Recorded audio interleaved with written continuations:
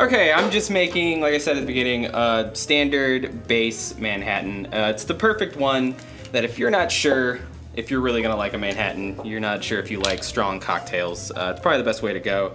It's not as crazy as everybody else's, it's kind of boring, but it works. So it's just 2 ounces of a nice rye, preferably. You can do a bourbon, of course. I just use Rittenhouse because it's a strong 100 proof, bottled in bond rye. And then I'm just using Martini and Rossi, sweet vermouth. Nothing special, but again, it's really light. It's probably the sweetest one you can get. Another good one in the same price range is Dolan Sweet, but you'll find this one more often. So if you're not really sure if you're gonna like them, it's just good to go with. And then any type of aromatic bitters works. I have these little Bitter Truth ones just because they were easier to bring, but of course Angostura is great. And just nice, good little 2 drops of that. If you want more, add more. And another good like riff to do is, my finger, little orange bitters instead, if you want to do that. So, and then just get some ice.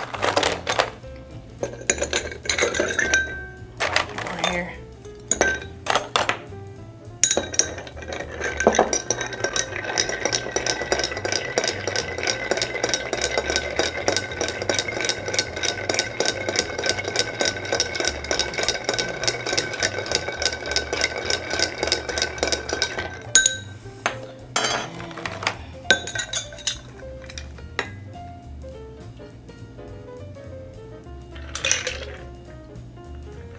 And then I also garnish with the Luxardo cherries.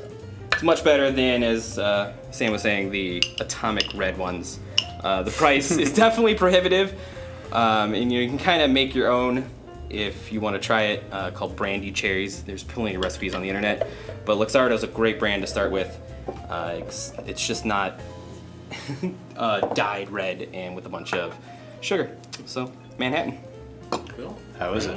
I'm sure. Try it. It's a lot sweeter than a lot of the other ones that came around tonight. You taste the rye more. Still on top of it. It does especially this one. Dolan hides a little bit more, but like I said, that's a very base sweet vermouth, so you taste the rye a lot. So if you're big into your whiskey, that's a good one to go to, because it still makes a Manhattan, but you still really taste your whiskey.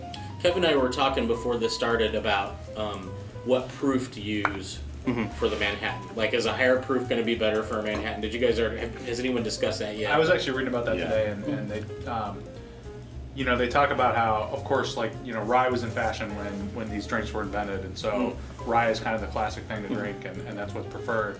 But really proof is more important, and so if you have a choice between bonded bourbon like Old Grandad versus an 80 proof rye, you're probably going to want to go with the Old Grandad, regardless of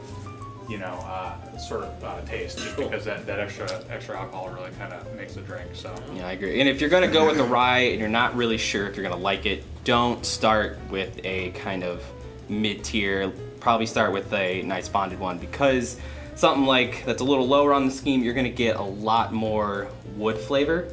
And for a lot of people, that's going to turn you off immediately. It's oily almost. It's not. This will be a lot crisper because it's such, higher proof. So.